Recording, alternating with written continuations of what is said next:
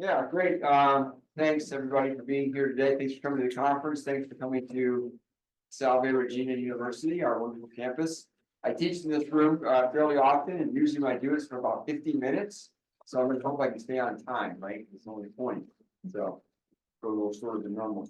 The work that I'm going to present by the title, as you can see, about stopover habitat being studied right here in Aquidneck Island, has been led by me, but I have used or had the advantage of having a great number of students help me over all of these years, some of whom are here in the room. And I put Sarah Holcomb on there first. She's sitting in the back because she's working on her senior thesis. They'll be using these data, and we're working hopefully to have a first significant publication coming off of this work. So your comments will be greatly appreciated. I also think that by the time we get to the end of this short presentation, there'll be plenty of things for folks who live in the New England area and think about bird conservation and migratory bird conservation.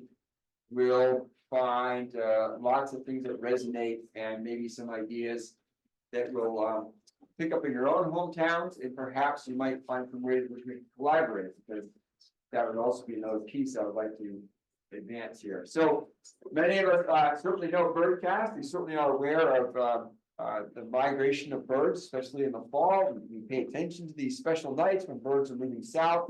And for those of us who spend time thinking about this important aspect of conservation of these birds in New England, we know that these birds are coming some distance. They're moving their way down along the coastline, and some nights in incredible numbers, and sometime around or just before dawn, they will descend out of the skies and into the trees and habitats that surround us, these areas that hopefully we have protected, where they can find refuge, where they can find safety, where they can find food, refuel before they continue south. Many of them will continue on a continental route, but we also know that there's a number of them who also will then launch off from places like in Rhode Island and begin an overwater journey to their wintering grounds in Central and South America. So these stopover habitats are absolutely critical. And that is where I began asking the questions in 2012 with my students, looking at the landscape of Newport and Middletown, Rhode Island. It's fairly high density residential and somewhat commercial. But there are these patches of wild habitat that have been conserved. And this particular one, the Kempenaar Valley, has a maritime woodland riparian zone. And we were curious, right? So the land's been conserved by the Aquidneck Land Trust in the town of Middletown, mostly for protecting water quality. But what's the use for other wildlife, especially stopover habitat? Does it have some secondary value beyond the principal values from which it was conserved? So the students now are asking questions about, well, which birds are coming through, who's using the habitat, when are they using the habitat, and then possibly can gain information about whether this habitat has quality. Is this a good stopover habitat and a good place for refueling? So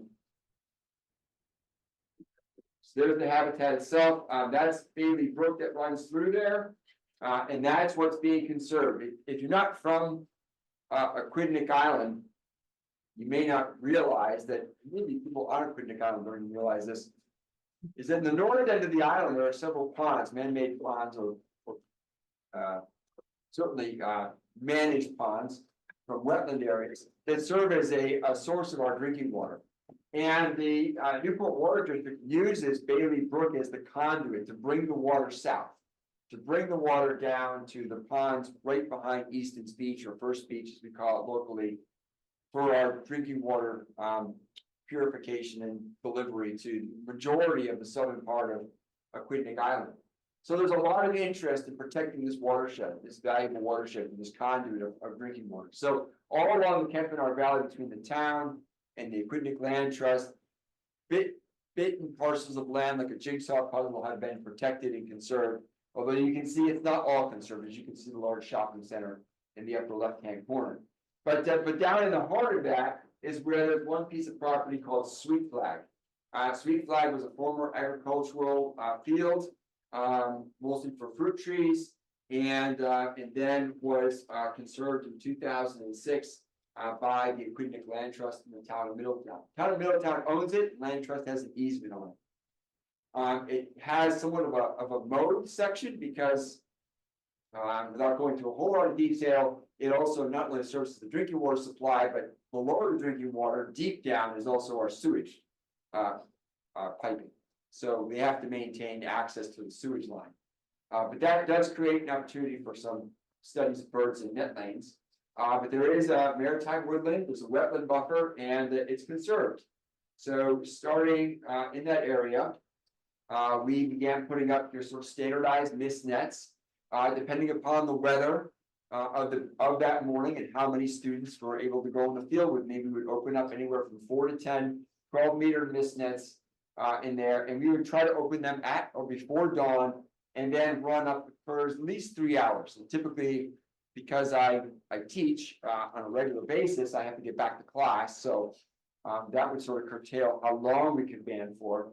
And I worked out for the last 10 years because of my chair in biology, has been very generous when I tell her that I can't teach on Tuesday, Thursday mornings. So she's kept me off that, so I'm able to hold off my teaching until usually like 11 or 12. So that gives me a good part of the morning to get some work done. And students have been fabulous about showing up at dawn and helping me open up these nets. And we do this, so we're not doing it every day. And that, for those who do some bird banding, some operating mist netting stations, that you know there's a problem in that, right? So I'm not only out Tuesday, Thursday mornings, and some weekends. I'm not out there every day, but we've been doing it for 10 years, and you know, we have, I think, some good days. This shot here, I think, gives you a sense of what the habitat is like, and it might remind you of some places probably where you are. We got some good shrub habitat, lots of invasive species, but a good site for migratory birds to rest and hide from potential predators. But we catch a lot of birds, catch quite a few birds. This is all the data we have of all the birds we've captured. We start again late August, we go to about the 1st or so of November.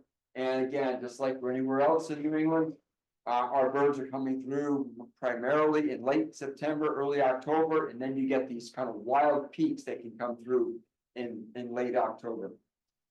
And it's been fairly consistent by looking at the I look at total captures by 100 net hours. This is just looking over the first 6 years of data, but 2012 was a really good year. Caught a lot of birds that year. Other years not necessarily as many, but again, because I'm only out there Tuesday, Thursday mornings, some weekends, I might be missing the big pulses of birds coming through. So I'm certainly not catching everything, but we have caught over 2,600 different birds, individuals, of 63 species. And I think that's a big takeaway, right? Is that a habitat that doesn't necessarily during the summer have a great number of species.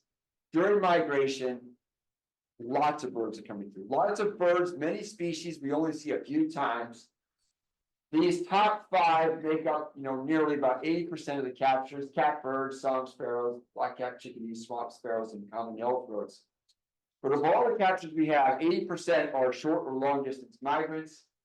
15% are just warblers alone. Yes. So it's pretty amazing. Just amazing what we get coming through. So birds are using it. We save the habitat. It's protected. It's shrubland. We have birds coming through in great numbers, and they're certainly able to get a high diversity of birds that are using the site. Are they being successful in terms of refueling? So the way that Morris has studied this with Tennessee warblers is to look at, well, how much mass do the birds gain since sunrise? The idea being that birds flying overnight, right? They descend in the pre-dawn darkness. They rest for a little bit. At dawn, they're up, they're moving, and they're looking for food to refuel. They might stay on the site just for that day. They might stay for a couple of days, but they're very, very active right after dawn trying to refuel. So a good site would find that the longer since dawn, birds are gaining weight. Now, the chance of catching the same bird twice to reweigh is almost impossible, right? Just not gonna happen. So you have to get a lot of data, as Morris has shown here, to see any kind of a trend. And there's a lot of noise in this, because birds weigh different amounts. But you would expect to see some sort of upward trend if the habitat is a good refueling site. So what do we find? Catbird, catch a lot of catbirds, and we find that there's a slight gain of body mass. And we use this body mass index because different sized birds are going to weigh differently. So we take the total body mass, divide it by the wing chord, multiply it by 100 for a body mass index. We would expect that to go up if, on average, birds are gaining weight. And there is a slight trend. I know it looks pretty flat, but there's a lot of data, and there's a slight trend there.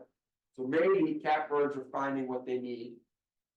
Song sparrows, same, slight trend upward of gaining some mass. So the habitat looks good for song sparrows, gray catbirds, but not so much for other species when we have good numbers to look at some. So we've got over 127 captures of swamp sparrows, and if anything, there's either no change or a slight maybe decline in their body mass. So they're not necessarily finding what they need.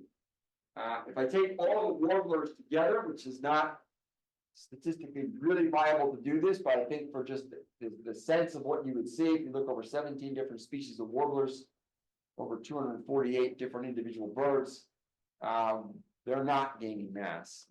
If I parse out the warblers, my sample size is going to drop, right? Common yellowthroat being one of the most abundant warblers that we capture, really no difference there in their body mass over time. Blackpoll warblers, those long distance migrants flying over the water, we don't catch a lot of those. We have caught some. No difference there, but again, the sample size is small. And we know those blackpolls from this amazing work done by DeLuca and others, putting the geolocators on the birds. And we know that they are definitely flying over the ocean. So when the birds are at Sweet Flag trying to refuel, their next stop might be Jamaica, right? Their next stop could be soon Venezuela. They need to put on body mass. So it's a problem if they're landing it on these habitats, using it for a good refuge and then not putting on what they need. Myrtle warblers, also no significant trend there. If anything, a slight decline, but we do know myrtle warblers will stay here for the winter. Some will. Northern water thrushes, pretty good numbers of those coming through, also not putting on this body mass, and nor even things like Carolina wren, which seem to do well everywhere, but not putting on mass. Since dawn, we capture them at Sweet Flag. So Sweet Flag looks like a good structural habitat for these birds. Maybe not great for what they need for refueling, at least not for all of them. So we can ask, well, what does it take, right? What does it take to be a good stopover habitat? If you're looking where you're from, think about conservation easements, working with land trusts. You need cover, right? You need good habitat cover. The birds need protection, right? And then there has to be high quality food. So we may have one part of this equation solved. We may have some nice habitat, shrubby habitat for birds to come in and spend a night or a few nights as they work their way south, but they're certainly not for most of them finding what they need in terms of insects or fruits before they head south. So I had one student look into this a little more in detail, and what Tyler did is he went out and we remarked about 50 or so shrubs, some native bayberry and also multifloral rose. And then he would go out and count how many ripe berries there were on a bunch of set stems each week. And hopefully what you can see on this graph, in the blue is the multifloral rose, and the percentage of ripe berries increases as you persist into the late fall, whereas the bayberry starts off with a lot of ripe bayberry early in the migration, and then it drops off, presumably because the birds are eating them, and then they're pretty much just all but gone. but yet the birds are still coming. So early migrants may have the advantage of having some native, at least for bayberry.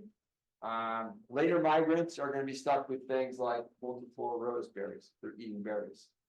And one thing we know about climate change, things are happening later, right? So if the plants are still putting up their berries same time they normally do, but the birds are coming later, then they're pushing into a time when the natives have already passed and what they're left with are non-natives.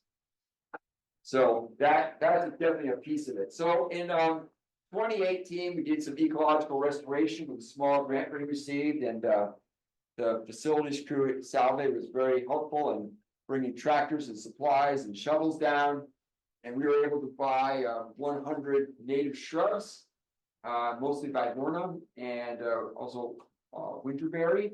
And we began the process of planting on both sides of this cut pathway going through. So the hopes is that we can try to restore some native fall berry producing shrubs. And maybe that'll help change this picture. So we're ready to see. Story's not over yet. These shrubs are just, the winterberry has been great. Fruiting right away. The deer don't like it. Viburnum, deer like viburnum. So we're trying to keep the deer off the viburnum. But they're making it. They're making it. And we got the first viburnum berries fruits coming out this year. So 5-10 more years from now, I think we're going to have some really good shrubs down there producing a lot of fruits. And we're hoping to get some more grants to do more of that. So that's yet to come on this piece.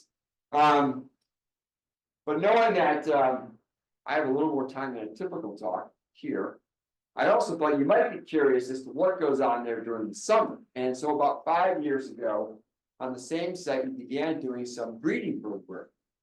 Yeah.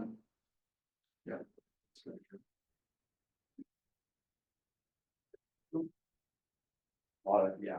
So with a couple of different grants, including the National Science Foundation, we began doing some work on the sweet fly property with a standardized breeding bird mist netting operation. MAPS, many of you are familiar with the term MAPS. And we also have done the same thing on Rhode Island, out in the middle of Newport Harbor. If you came over the Pell Bridge on your way here today, you drove pretty much right over the top of Rhode Island. Great little small island that is mostly protected and is mostly maritime shrub. And just to compare these two sites, but also to see what we would find primarily in sweet fly during the breeding season. Wasn't surprised to find high numbers of breeding song sparrows and common yellow-throats and gray catbirds, but what was interesting was the yellow warblers. We never catch a yellow warbler during migration. They're already gone. So, but in great numbers in these sites. So we can look at these two sites, what's the productivity and what's the survivorship for them in these habitats. And what we found is that, at no surprise to many of you here, a place on the mainland like Sweet Flag is going to have a lot more species because you've got trees, you got woodpeckers and chickadees and titmice. Rhode Island, mostly shrubland, you lose a lot of species, so the species richness itself is less. But the captures on Rhode Island can be as high or higher than the mainland. So you don't have as many species, but they are packed in. And especially late season when the young birds come out, enormous numbers of captures. So Rhode Island is a haven for producing young birds of a few species, and including common yellow-throats, far more patchier birds on Rhode Island. Gray catbirds about the same. Song sparrows, lots of young patchier birds out on Rhode Island, and also yellow warblers. Probably because of lack of blue jays, not as many nest predators are out there. Up until only recently did cowbird first arrive there. So these birds do really well on Rhode Island. Looking at birds who return the following year, like what's the survival like Banjo in 2021? Do they come back in 22? What percentage? It's about the same. So birds that are making it, that are banded, have about the same return rates to these places. So the takeaway to add to our migratory work is that place like Rhode Island has lower species richness, but much higher abundance for most species and higher productivity than this sweet flag location, telling us that a small island like the Medi in Narragansett Bay will have a great source of songbirds for population growth. And I think for everyone here to think about conservation in New England, where are these little patches of habitat where birds can find refuge and they can be very successful both during the stopover habitat, but also during the breeding season. We need to identify those and protect those. That's going to be a top priority. The third piece is, and the final piece is that one of the other advantages of doing this is engaging with people. Having a banding station, bringing people out, letting them see the birds up close, I think does a lot and goes a long way towards the conservation that we're all trying to achieve. So it's not just the habitat and understanding the birds, but it's also engaging with the public, and certainly our talk this morning talked upon that. So with that, I know I'm out of time, and I guess I've got a few minutes for questions. So thank you.